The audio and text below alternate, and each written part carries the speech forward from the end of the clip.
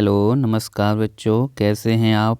आशा करते हैं आप मस्त होंगे, ज़बरदस्त होंगे और अपनी पढ़ाई भी अच्छी तरह से कर रहे होंगे। आज आपका वीडियो आप जानते हैं 2 दिन हो गए हैं, 2 दिन के बाद में आपका ये वीडियो आ रहा है। तो क्या हुआ था कि मेरे फ़ोन में मेमोरी फुल हो गई थी, है ना, और इसमें कुछ स्टोर भी नहीं हो पा रहा था। तो मैंने सोचा कि इसको मैं फॉर्मेट मार देता हूँ तो सही हो जाएगा। तो फॉर्मेट तो मार दिया मैंने, सही भी हो गया कुछ। अब इसके बाद में क्या हुआ था, मैंने अपना चैनल भी जब फॉर्मेट मारते तो चैनल में सब चले जाते, कोई नहीं रहता। तो मुझको चैनल की मुझे ईमेल आईडी वगैरह कुछ याद ही नहीं रही, बहुत दिन पहले बनाया था, ध्यान ही नहीं रहा। इस वजह से क्या हुआ, चैनल भी डिलीट हो गया। बड़ा माइंड टेंशन में था, अब क्या होगा क्या होगा। लेकिन आप सभी की दुआओं से क्या हुआ कि आपका चैनल वापस आ गया है। इसके लिए आप सभी को बहुत बहुत धन्यवाद। तो आइए अब हम शुरू करते हैं अपनी पढ़ाई। तो हमारी जो पढ़ाई चल रही थी वो यूपी जीके की चल रही थी और इसमें हम इतिहास पढ़ रहे थे उत्तर प्रदेश का। ठीक है, उसमें हमारे 29 क्वेश्चन हो चुके थे और आज हमारा 30वां क्वेश्चन है, जिसका नाम वो क्वेश्चन है आपका, मंगल पांडे सिपाही था। यानी मंगल पांडे किस नेटिव इन्फेंट्री का सिपाही था। तो आप जानते हैं कि जो मंगल पांडे था वो थे आपके 34वें इन्फेंट्री, नेटिव इन्फेंट्री के। ठीक है, 34वीं नेटिव इन्फेंट्री थी, उसके वो सिपाही थे। लेकिन इसमें आपका जो ऑप्शन दिया हुआ है वो 34वां है नहीं, है ना। तो इसमें ऑप्शन है नहीं, लेकिन इसका जो सही आंसर है वो है 34। ठीक है, 34वीं बटालियन टाइप की मानो, उसके ये क्या थे बेटा, सिपाही थे, उस बटालियन के सिपाही थे 34 में की। तो इसमें वो ऑप्शन है नहीं। ठीक है, तो देखो ये आपका मंगल पांडे बैरकपुर की सैनिक छावनी 34 बंगाल नेटिव इन्फेंट्री की पैदल सेना के 1446 नंबर के सदस्य सिपाही थे। ठीक है, अब जानते हैं मंगल पांडे ने जो हमारी प्रथम स्वतंत्रता संग्राम हुआ था उसके अग्रदूत माने जाते हैं। ठीक है, इन्होंने ही स्टार्टिंग करी थी उसकी। अब जानते हैं अंग्रेजों क्या करते थे। अंग्रेज आपके जो कारतूस थे वो गाय की चर्बी से और सूअर के मांस से उस पर चढ़ा होता था, उसको खोलना पड़ता था, है ना। जो कारतूस पर सूअर का मांस और गाय का मांस था तो वो चलाने के लिए मुंह से खोलना पड़ता था, जिससे क्या हिंदू और मुसलमान दोनों की भावनाएं आहत होती थी। हिंदू गाय पवित्र मानते हैं और जो मुसलमान हैं जो सूअर को क्या मानते हैं, बहुत ही अपवित्र मानते हैं। तो इस वजह से क्या हुआ था, वहाँ पर विद्रोह भड़क गया था, मंगल पांडे ने गोली चला दी थी। ठीक है, तो इसका जो आंसर होगा वो होगा 34वीं नेटिव इन्फेंट्री। ठीक है, और ये भी पूछा जाए आपसे किस नंबर के थे सिपाही थे, तो 1446 नंबर के सिपाही थे।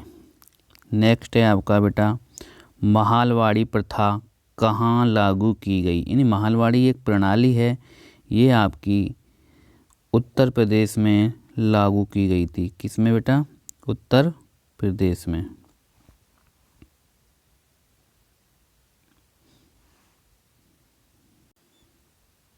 तो महालवाड़ी जो प्रथा है वो उत्तर प्रदेश में लागू की गई थी। इसका आंसर क्या आ जाएगा बेटा, उत्तर प्रदेश। ठीक है, अब ये महालवाड़ी प्रणाली थी क्या, तो बेटा महालवाड़ी में क्या था, ये पूरे जो ब्रिटिश भारत है उसके 30% भाग पर लागू थी महालवाड़ी प्रथा। ठीक है, एक तरह से ये क्या था, टैक्स था। ये जो टैक्स था वो किसी किसान पर न हो के पूरे महल का मतलब है इसमें गांव। ठीक है, पूरे गांव पर एक तरह से टैक्स लगा देते थे। ठीक है, और इस प्रथा के जो जनक हैं वो हाल्ट मैकेंजी हैं। कौन से बेटा, हाल्ट मैकेंजी। ठीक है, मैकेंजी, आपने ये बहुत पढ़ा है आपने। रैयतवाड़ी प्रथा भी थी, एक महलवाड़ी प्रथा थी। तो उसमें यही है, पूछा जाएगा आपके भारत के कितने भाग पर लागू थी। तो जो ब्रिटिश भारत था उसके 30% भाग पर थी और इसकी जन्मदाता थे हाल्ट मैकेंजी। इसमें क्या होता था, पूरे गांव पर एक टैक्स लगा दिया जाता था, प्रत्येक कृषक पर ना अलग अलग ना लगा के पूरे गांव से ऐसे बोलते थे इस गांव से हमें इतने रुपए लेने हैं। ठीक है, बाकी का जो ज़मींदार वगैरह वो खुद लेता था। तो ये तो प्रथा थी हमारी, वो यूपी में लागू हुई थी। ठीक है, नेक्स्ट चलते हैं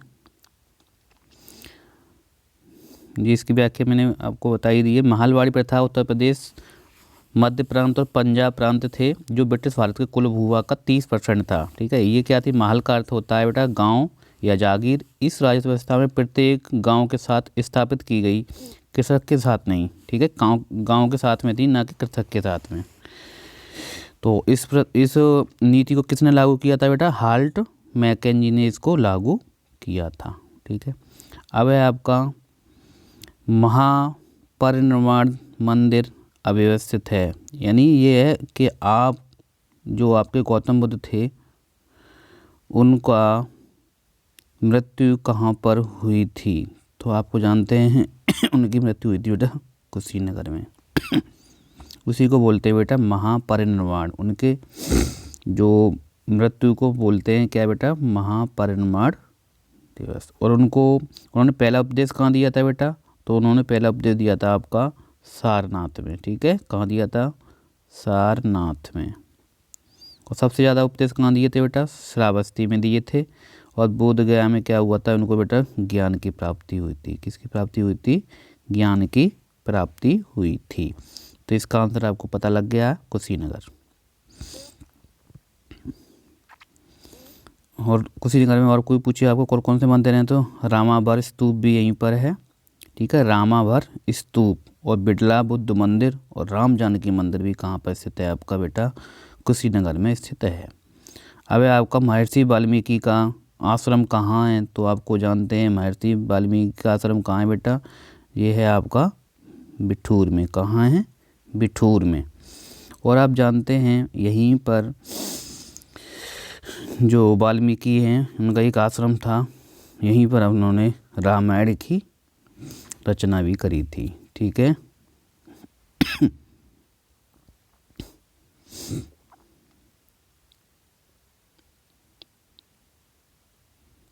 बहुत बड़ी व्याख्या है। बिठूर उत्तर प्रदेश में कानपुर से 24 किलोमीटर दूर गंगा के किनारे पर बसा है। इसे प्राचीन काल में ब्रह्माव्रत तीर्थ कहा जाता था। क्या कहा जाता था बेटा? ब्रह्माव्रत तीर्थ कहा जाता था। रामायण के रचयिता महर्षि वाल्मीकि का आश्रम भी यहीं पर स्थित है।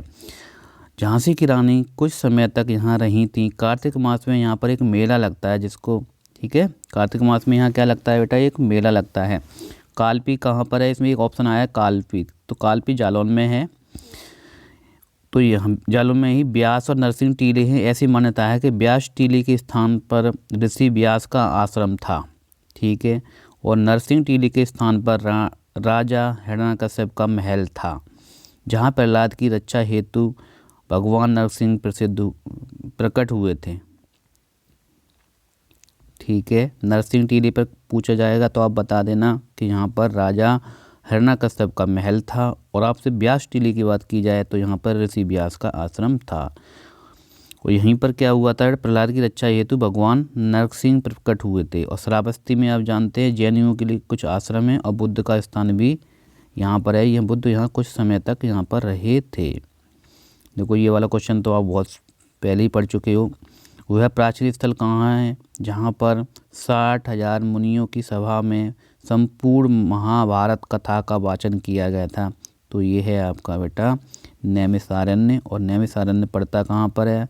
ये पड़ता है आपका सीतापुर में। ठीक है, और यहीं पर आपको बोला जाता है कि 88,000 ऋषियों की भूमि यही है आपकी। ठीक है, और 30,000 तपोभूमि। तो ये आपका इसका जो आंसर आएगा वो आएगा आपका नैमिषारण्य।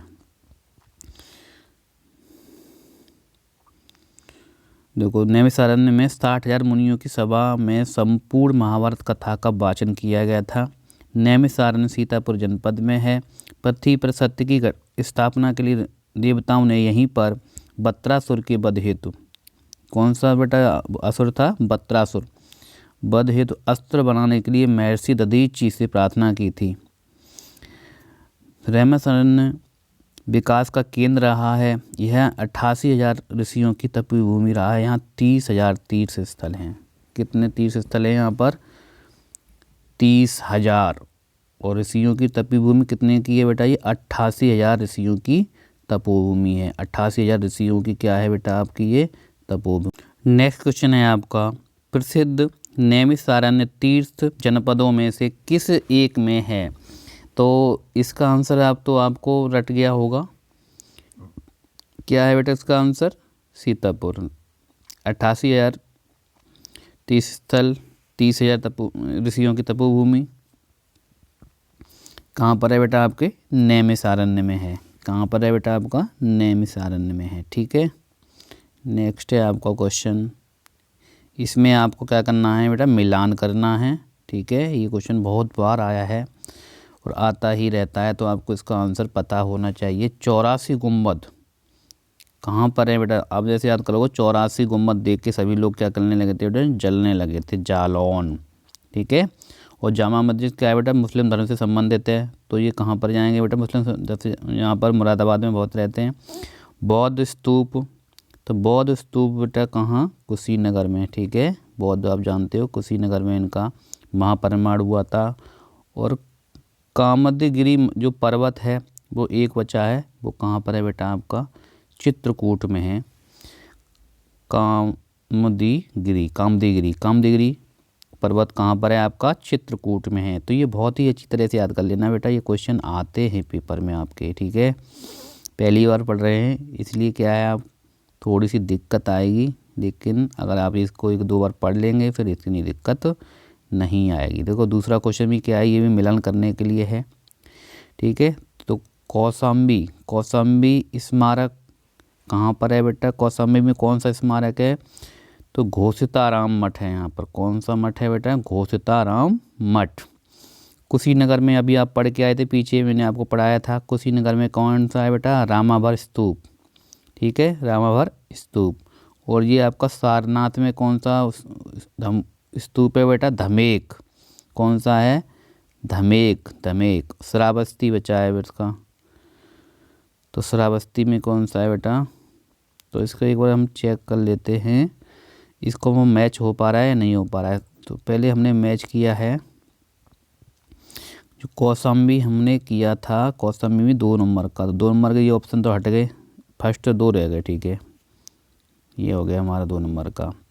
फिर कुशीनगर हमने बताया था बेटा, कुशीनगर में ये देखो सी नंबर हमारा मैच हो गया। ठीक है, कुशीनगर में कौन सा बताया था? रामा बताया था, तो सी नंबर है। और सारनाथ कौन सा है? सारनाथ में कौन सा बेटा? धमेक है। और श्रावस्ती बचा, श्रावस्ती में क्या है बेटा? सहेत महेत। ओके, ठीक है, सी नंबर आपका इसमें सही है। तो इसको आप जानते ही हैं पहले से ही, अमीर खुसरो का जन्म स्थान कहाँ पर है? ठीक है, तो ये पहले एटा में पड़ता था, पटियाली। अब ये कहाँ पर है बेटा? कासगंज में है अमीर खुसरो का जन्म स्थान। अमीर खुसरो का वास्तविक नाम अबुल हसन मोहम्मद था। इसका जन्म उत्तर प्रदेश के कासगंज जिले में पटियाली नामक ग्राम में हुआ था। खुसरो को हिंदुस्तानी खड़ी बोली का पहला लोकप्रिय कवि माना जाता है। इसे तूतीय और हिंद भी कहते हैं। क्या कहते हैं बेटा? तूतीय हिंद। ठीक है, अब आपके नेक्स्ट क्वेश्चन है हमारा कालपी। तो वो कालपी अभी थोड़ी देर पहले आया था, है ना, आपने पढ़ा था व्याख्या में। कालपी कहाँ पर है बेटा आपका? तो कालपी हमारा है यमुना नदी के किनारे। कहाँ पर है बेटा? यमुना नदी के किनारे। ठीक है, तो आइए इसकी व्याख्या देख लेते हैं। कालपी क्या है बेटा? यमुना नदी के किनारे है।